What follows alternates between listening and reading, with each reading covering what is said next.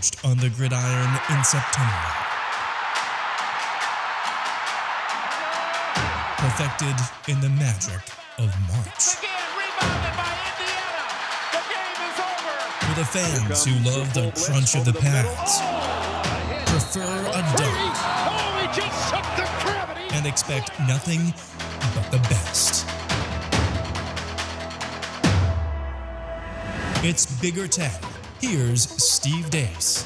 Greetings. Welcome to this week's episode of Bigger 10, talking all things Big Ten here. I'm Steve Deace with my co-host, Aaron McIntyre. Good to have you back as well, Aaron, and all of you. And of course, since we were last here, the Big Ten Conference dropped a bomb on all of college sports. And my understanding is the rest of college sports isn't too happy about it. Not so much the proposal itself, but the fact that the very morning the Big Ten announced that afternoon that it was going to a conference-only schedule for football this fall, and for all fall sports for that matter.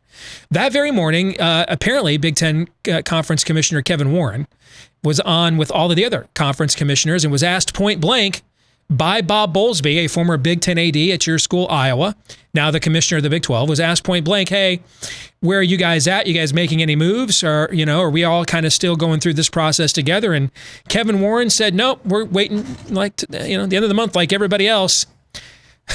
And then a few hours later, blindsided everybody else by saying, no, we're not waiting. We're getting out ahead of everybody else. So before we get into the proposals we think the league is looking at. Now, the league says by the end of next week, it's going to come out with a 10-game conference-only schedule for the 14 teams in the Big Ten. I've laid out 5 scenarios in our Big 5 on Bigger 10 this week that I think the Big Ten is looking at. Before we get to those, though, Aaron, just your overall view of the announcement itself last week.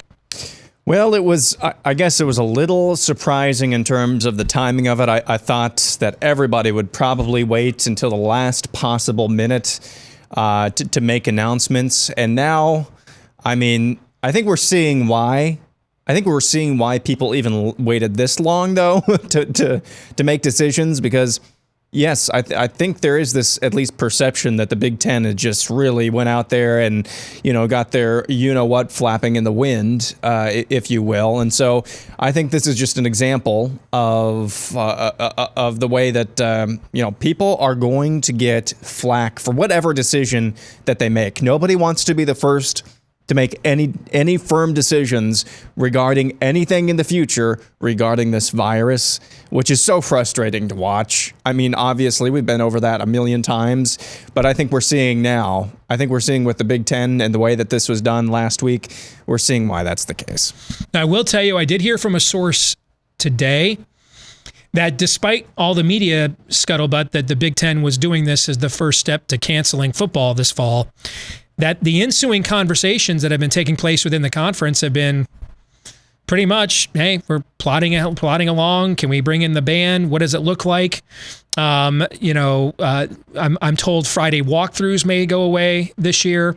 So I'm actually told behind the scenes, they're still planning out like they fully intend to do everything they can to play this fall. So if that is the case, what could the season look like? So this week's Big 5 on Bigger 10, I've laid out, Aaron, 5 ways that I think the Big Ten could look to schedule this fall, and I want to get your take on each of these, okay? All right. Here's option 1. This is the plus one. All right, and this is where each team plays 5 at home and 5 away. The original 9-game slate of opponents that everybody had for the Big Ten is kept as is. And then each team is then given an extra non-divisional game, accounting for travel ease and competitive balance whenever possible. The schedules are front-loaded for divisional and rivalry games to make sure those get priority in case the season has to be called before completion. Each team is given a bye week early and then 2 more in November to allow for potential makeup dates if required because of too many positive tests. And the season begins September 5th and would end around November the 28th or earlier for a team that didn't require makeups. Your thoughts on the +1 model? So the same 9 games we all already know, we're just adding 1 more. I think this is probably going to be the most likely because I say that this is probably going to be the most likely outcome of all of this because it makes the most sense. Because you already play all of your divisional opponents. Those are all of the people in your division are already on your schedule. And so you're just adding one crossover game. I think the more time goes on and we don't hear about potentially teams not playing at all, like Rutgers and Maryland and Minnesota teams that we talked about a few weeks ago, the more the time passes when we don't hear more rumblings of that, the less likely I think that it is that some will play, but not all, if that makes sense. Sure. So in that scenario, this would make the most sense. All right. Option number 2. We're going to call this one divisional priority. And again, each team plays each of its divisional opponents home and away, though, this time. The 8 divisional games are all played first to make an effort to get them in. Each team plays 5 at home and 5 away. Each team is then given an extra non-divisional game, accounting for, again, travel ease and competitive balance whenever possible. Schedules, again, front-loaded with divisional and rivalry games to try to make sure we get as many of those big-ticket items in case the season has to be called before it's completed. Each team is given a bye week early and then 2 in November, just like the other scenario we looked at in case you needed to delay games for too many positive tests. And again, the season begins September the 5th, ends around November the 28th or earlier if you don't require the makeup dates. So now we get into a little bit of the novelty. And as much as I hate this entire situation, and I know like 100% of the people either state or they really do hate the situation that we're in right now, the possibility of some of the novelty of this college football season, I mean, there's only 12 games, so there's already built-in novelty every season. I get that. But the additional layer of novelty that some of these creative solutions might need to invoke, I'm kind of interested in. And I like this idea. I mean, basically, I like the idea of playing Wisconsin twice a year, which would be what this calls for, correct? Mm-hmm. Home and home. And home. So I would love to play Wisconsin. I'd love to play Minnesota twice. I'd really like to play Illinois twice. And Nebraska. I mean, that would be a lot of fun. That'd be a heck of a lot of fun. And, Iowa wouldn't have to go to Ohio State. Let's talk about the next one. To me, I think I would embrace, if we're going to make this abnormal, yes, do what the NFL drafted and embrace all the abnormal, because now it feels not just abnormal, but special, right? Exactly. Now it feels like it's a special outlier, nothing we just cobbled together on the run because of a pandemic to make sure we got it in, so we all got our money and you got your fun. No, if we're going to have to make it abnormal, then let's make it a special event and something we remember 10, 15, 20 years from now, right? Yes, and that's what that's kind of what I'm getting at. Make the best of the situation. I mean, people are going to watch football. Yes, it's going to be disappointing. If we wanted to, we can't go to games. But most fans don't go to games every single year. Don't go to multiple games every single. Most fans just watch it at home on the television because going to a game's really expensive. Yeah. So people are still going to watch. So make it as like you said, unique, special, what have you, as possible. The whole lemonade out of lemons thing. All right. The third option I think they could be looking at, we're going to call this the travel priority. All right. Each team plays 5 at home and 5 away. Non-divisional opponents are primarily selected on travel time / difficulty to avoid hotel stays with no regard for competitive balance. Schedules are front-loaded again for divisional rivalry games because they want to get those big. The TV networks are going to want to make sure that Michigan and Ohio State play, that Wisconsin and Minnesota play, etc. Each team is given a bye week early and then 2 more in November to again account for any makeup dates that are needed. And the season begins September the 5th and would then end again around November the 28th or earlier if you were able to get through without an outbreak on your squad. What do you think? This doesn't... I'm not really... this is probably the least... I don't know, interested that I am yet of any of these ideas, just because I don't really know how much that affects things too much. And I'm always looking at this. Of course, I've got black and gold colored glasses on, I'm trying to think, well, what's the next state over from Indiana? Well, that's Ohio. And so you've already got a game there. What's the closest non-divisional? Probably Michigan State, Ohio State. Those are the closest non-division opponents or schools or that there is geographically to Iowa. So I'm just looking at it from that perspective, because basically the only teams that this would affect greatly, I would think, would be like the Indianas, Purdue's, Ohio State's, Michigan State's, Michigan's. Unless I'm misreading that. Yeah, when you look at it geographically, the only schools that could put together a schedule where they could just play a bunch of teams they could drive to in a day are Michigan, Illinois, Indiana. The rest of the schools, because of now we're as far west as Iowa and Nebraska, and then now Nebraska, as far east as Maryland and Rutgers, it gets really difficult. Mm-hmm. And it's not easy, by the way, to even fly into Happy Valley. I think you have to fly somewhere and then you bus from there from the airport to the actual campus. So I agree this is the least attractive of the 5 options I think they're probably looking at. So let's get to option number 4 then, see if this one entices you a little bit more. This one is called the testing priority. Each team plays 5 at home and 5 away. Divisions are scrapped altogether. Instead, you're paired up with a scheduling partner in a pod, like in the old days of Big Ten basketball, where Michigan and Michigan State would just play the same teams back to back, because that was the scheduling pod. And you'll each play opponents and have bye weeks in rotation to account for any games that are delayed because of too many positive tests. Maintaining the traditional rivalries will be given priority in scheduling, layout, and partnering. So Michigan and Ohio State could be a partner, for example. Iowa and Nebraska, Minnesota and Wisconsin. The season begins September the 5th and then would end November the 28th. The word is today, by the way, the ACC is looking at a variation of this, but not in pairs, but in regions. And that they may be talking to the SEC about doing it this way if they wanted to play non-conference games to protect ACC-SEC rivalries like Georgia, Georgia Tech, Florida, Florida State, Clemson, South Carolina, etc. So what do you think? This is how the Big Ten used to schedule in basketball years and years ago, back in the 80s and stuff. So maybe it's in the middle of the afternoon and I've been up since 5 o'clock this morning and I'm starting to get foggy. Can you paint that out, what that actually looks like? What it would look like is that Michigan and Michigan State, just to use or Michigan and Ohio State, any two teams would play the exact same slate of opponents, just in a different order. Okay? Okay. And then they would have all the same bye weeks and everything else, and that they would be like their own cluster of a schedule in order to try to maintain the tightest testing standards as you possibly could. Divisions and all of that are scrapped because you're accounting for the likelihood that some teams one team may suffer an outbreak at any given point in time and may have to miss several games because of that. And so one way you avoid that is you just play no divisions, and you do this like we used to do with Big Ten basketball in the 80s. Okay, well, that's an interesting idea. I don't dislike that whatsoever. You know, you're trying as much as possible. Again, and we'll be discussing this and breaking this down more at the end of the show.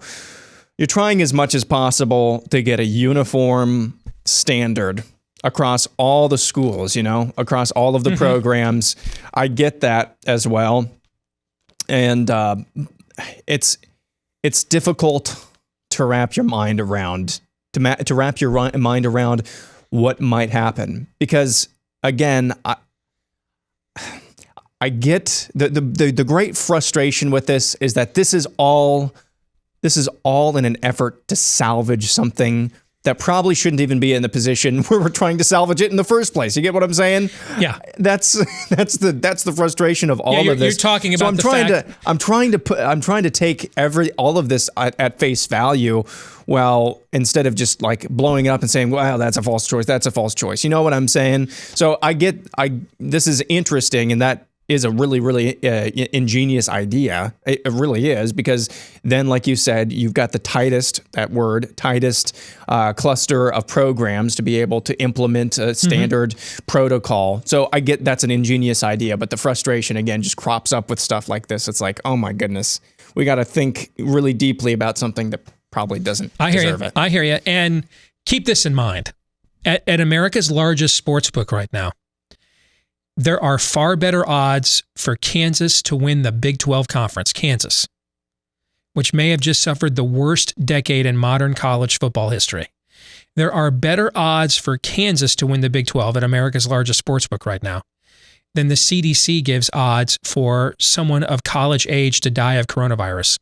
Those odds are 3,000 to 1. 3,000 to 1. It's pretty long. Are those odds? It's pretty long. Right. Now, what do you think those are then within that age group when you're getting the best preventative health care in America, right? When you're in prime physical condition, what do the odds fall to then? And so that speaks to what you were just saying. It feels like we're trying to salvage something that frankly doesn't require salvaging. I completely agree. Let's get to our fifth and final option.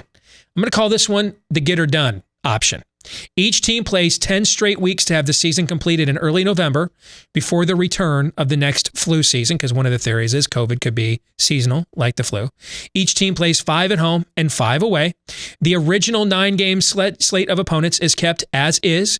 Each team is then given an extra non-divisional game, accounting for travel ease and competitive balance whenever possible. Schedules are still front-loaded for divisional and rivalry games to try our best to get those big money, big ticket games in, as many as we can. But with no buys, it puts the emphasis on programs to stay on top of their testing and protocols, because if a key player or a group of players test positive, there are no makeup dates. I think there's a better likelihood that this scenario could happen than I think a lot of people think.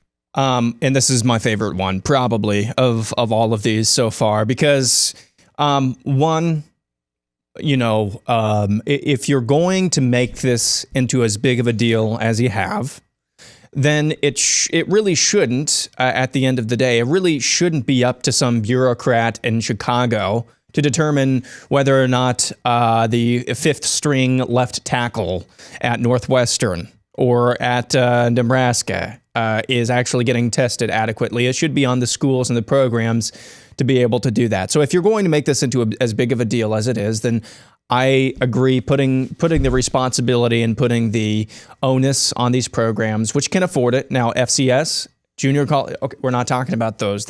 Obviously, that's a different can of worms altogether. But I like this one the best. Do it as best as you possibly can. Just get through it. If it happens, it happens. If you get an outbreak, you get an outbreak.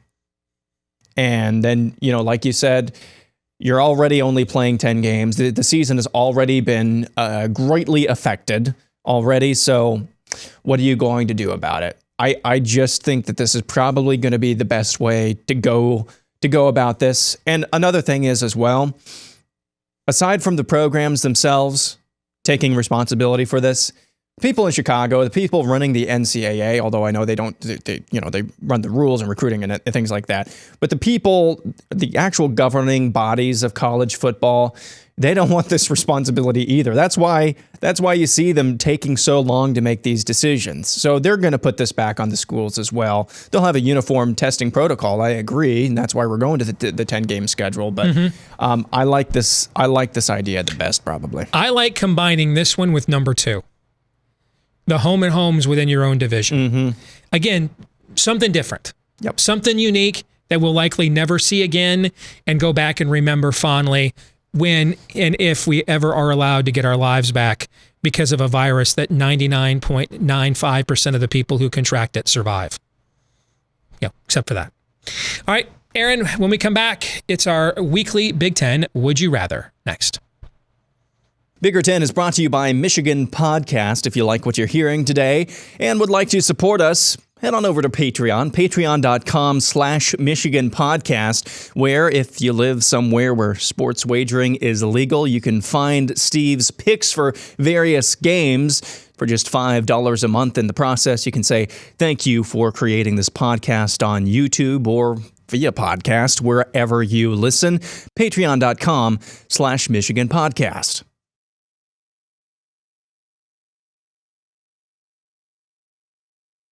Let's get to it. This week's Would You Rather here on Bigger 10. Aaron, the first one is for you. Would you rather traditional rivalries are moved to the opening 2 weeks of the season to give them the best chance to be played, or keep them in their traditional late November slots and take your chances? What would you rather do? I'm of the mindset that, again, I hate this, but we're in the salvage mindset at this point. Right or wrong, that's where we are. And so I want to get the best games in. You know, if there's going to be one game, if there's going to be one game that I was going to go to this year, it was going to be probably Iowa versus UNI, because my wife graduated from UNI, and you know it's early in the season. It's an FCS team. It's probably going to be inexpensive to go to. Is that the game that I'm most looking forward to every season? Is that opening week game? To some degree, yes, because it means college football is back. But that's not the game that I'm looking forward to. It's the big. It's when you can test yourself against the big boys and your rivals. So yes, the answer to that question is yes. I want to make sure those games have the best shot at actually getting in. So we're moving them up to the very first part of the season, Minnesota, Wisconsin, back-to-back. Iowa was already scheduled to play Minnesota, I think, in week 2 or week 3. I knew it was early, yeah. So there's that as well. But I want to make sure that those games Then why not? Let's make week 1 then is rivalry week. Michigan, Ohio State, week 1. Yep.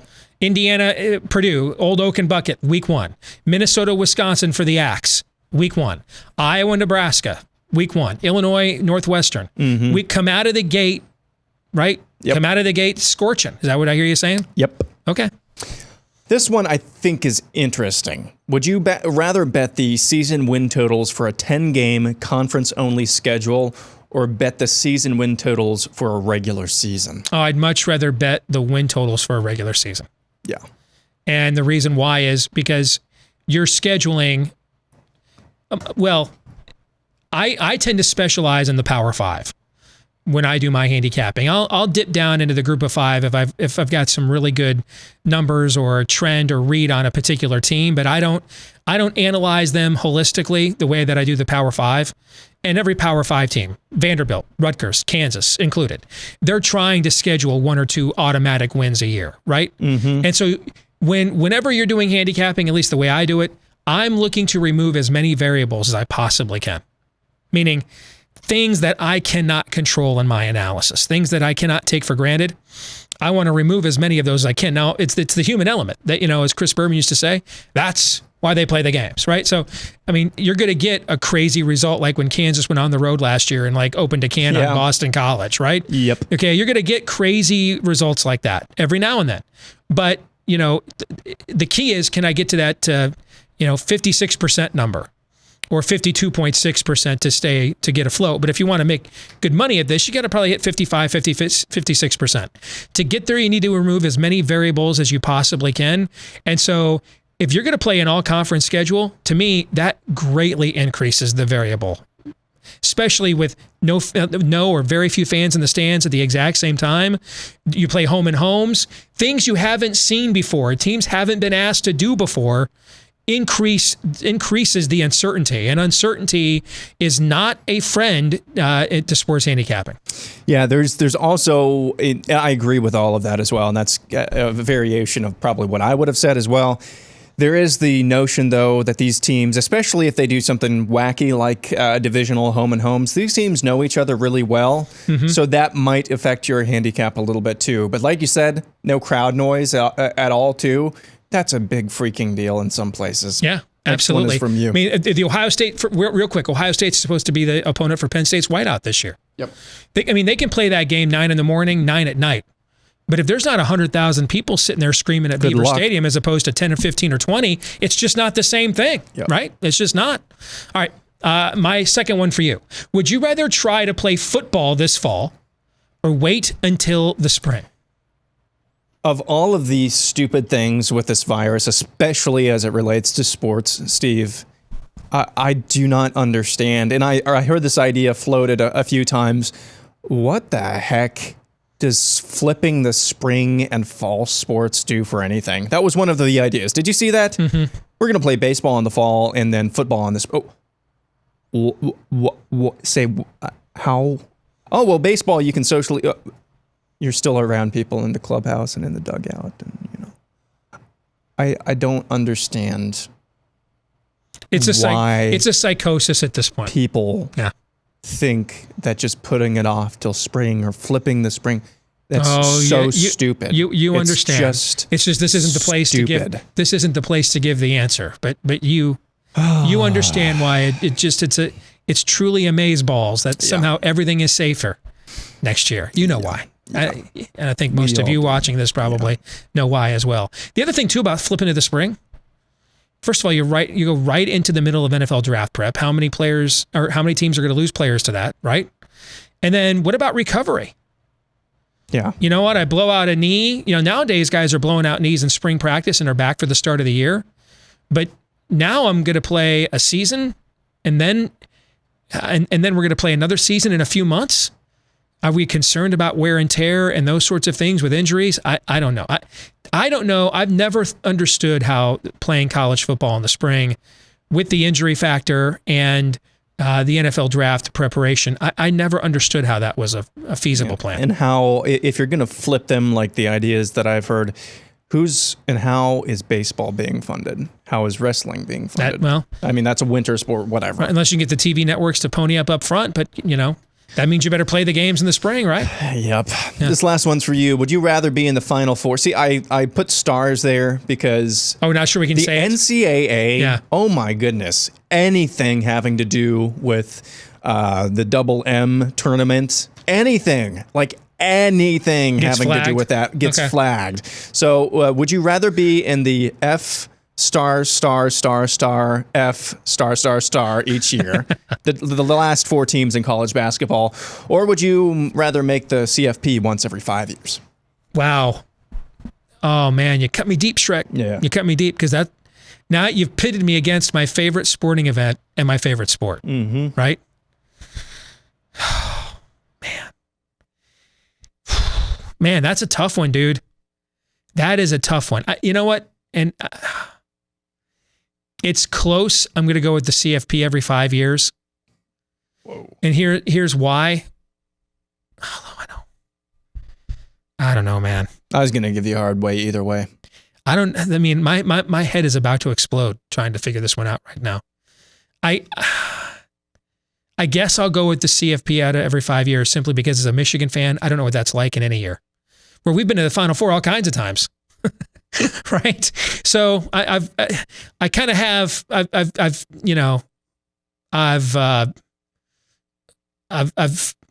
taken care of the Final Four Jones. Sure. I've done that. Sure. The college football playoff though, we haven't done that. So not so much. I'm just going to go with it for that reason. But that's a tough call, man. That's a tough call. You're welcome. All right. We'll come back. This week's Twitter poll results and our question of the week is next. This week's Twitter poll, we asked you, do you like the Big Ten's decision to play conference only this fall? I got to tell you, I was surprised how divided opinion was on this. Just 52 to 48 said no. I thought there would be far more excitement about this just as something unique. Yep. For a one-time only thing, but I thought wrong. I would be curious to know what the reasoning was. Meaning, do you think some of those people that voted no view this as a precursor to decision to canceling the whole season, and that's why they don't like it? Is that what you're saying? Or on the other end of the spectrum as well, where it's like, well, we shouldn't be playing anything whatsoever. Governor Karen comes in. I hear you. Okay, I gotcha. All right, this week's question of the week comes from Lehi Vandermolen, who says, I don't understand why it's safe for Iowa to travel to Columbus, but not safe to host the Panthers and Cyclones. But what do I know? I'm a nobody. Well, you're not a nobody, Levi. We just made you a somebody here in front of the thousands that will watch this week's episode. But you're also not alone because the guy who has one of the largest sports media platforms in America right now, Clay Travis, has been asking this question, as have several others. And here's why I think it's a prudent move. It's not about distance. It's about protocols. The only way the Big Ten, I don't care. I've said this for years. I don't care in the SEC or any other league if you're paying players. I really don't. I think the rules are stupid. What the players are getting now, the cost of a scholarship compared to the overall value that they represent, the amount of money that these schools and the NCAA and the networks are making. To me, I'm a capitalist. The worker's worth is higher. The worker here, the players are the commodity. They're the talent, right? If they're not any good, that value diminishes greatly. They should be able to capitalize on that. Not to mention it's a dangerous sport. At any moment, you're risking paralysis, and in some extreme cases, worse. So I don't have a problem with you guys down south paying players under the table, okay? And I think NCAA rules are broke. I don't care. However, if I'm a Big Ten administrator, do I really believe am I really sure the testing protocols in the SEC are going to be followed as stringently as I might do so up here? You know what I'm trying to say? Mm-hmm. Like do I really think Nick Saban's going to tell me if Najee Harris tests positive for COVID-19 the week before we were supposed to play him in a playoff game? Am I sure about that? Am I sure? I don't know. I don't know the answer, right? So one way to avoid any of those questions is to do what?